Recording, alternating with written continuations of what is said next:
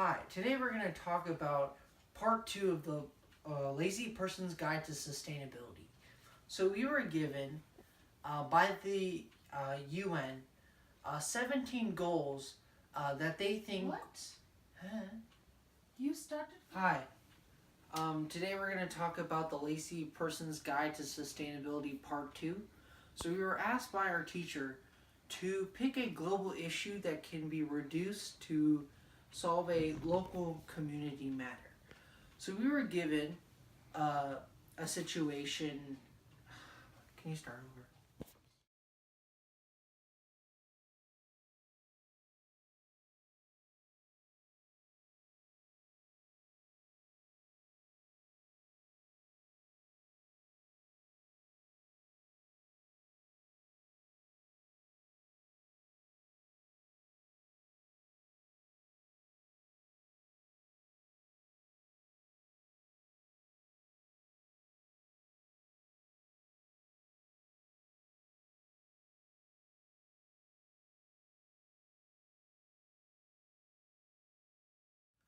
Hi, today we're going to talk about the Lazy Person's Guide to Sustainability Part 2. We were given by the teacher to find a global issue that we can condense to the local community. We were given a source by the UN called the Sustainable Development Goals, and there are 17 goals that the UN has decided to put for sustainability. We decided to use goal number 7, which is affordable and clean energy.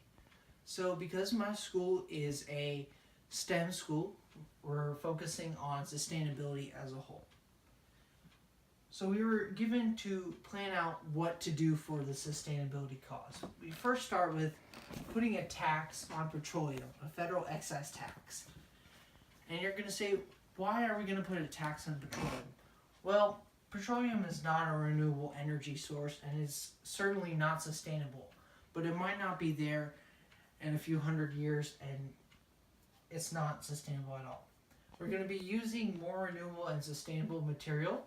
So we're going to limit or reduce the tax on clean energy resources. And one big thing that I want to cover is that North Carolina is a big thing for solar farms. An average cost for a solar farm per acre is $500,000. Typically, one solar farm actually produces at least 1 megawatt, which is a really big amount of energy. And it would supply energy to about 200 households. A solar farm producing 1 megawatt would actually roughly cost $1 million to install. So some locations inside North Carolina would be near Denton, North Carolina. So it's we chose Denton because it's like a farming area and be really good to put a solar farm.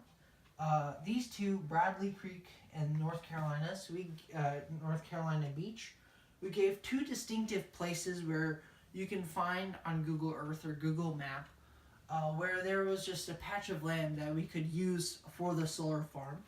And also the Cape Fear River plus the North Carolina Beach State Park. Also in between there's a patch of land that we can use for the solar farm.